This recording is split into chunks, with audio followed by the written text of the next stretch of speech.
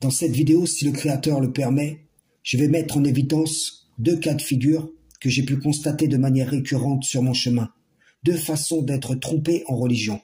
La première concerne ces traditionalistes qui deviennent coranistes et qui pour la plupart restent exactement les mêmes personnes au fond.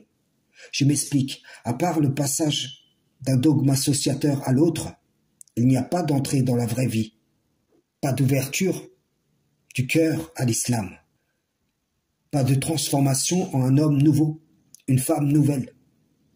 Ce qu'il ou elle était à partir des positions sunnites, il ou elle l'est toujours à partir des positions coranistes. Et donc, à quel moment ces gens sont entrés dans la religion du Tout-Puissant? Puisque, au-delà de ces rivalités de posture, il n'y a aucun véritable changement, donc aucune vraie guérison à l'horizon. C'est là qu'on voit que les concepts forgés sur le dos des écrits divins sont des idoles spirituelles, incapables de donner un chemin salvateur pour l'homme, si ce n'est en fausses promesses. Des idoles qui s'approprient les informations des révélations pour en exulter et entrer par elles en rivalité. À quoi leur profite au fond la vérité, puisque l'usage sain de celle-ci ne peut être dans ces contextes où sa raison d'être est dévoyée. Je veux dire, la vérité. Allah ne l'a pas fait descendre pour servir une autre cause que la sienne, et sa cause ne saurait être une de celles qui ne sont que des altérations de sa voix.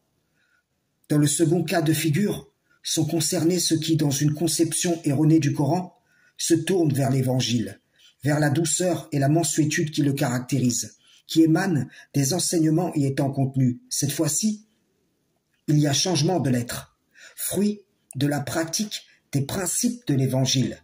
Mais à quoi ces changements serviront-ils à ceux qui, en se tournant vers cette part de l'Écriture, adoptent un concept qui fait d'un homme une divinité, de la divinité une trinité, d'une grâce délimitée une grâce illimitée, qui s'approprie une promesse divine pour la reformuler en tromperie, bernant des générations d'hommes jusqu'à nos jours. Voici donc deux ruses.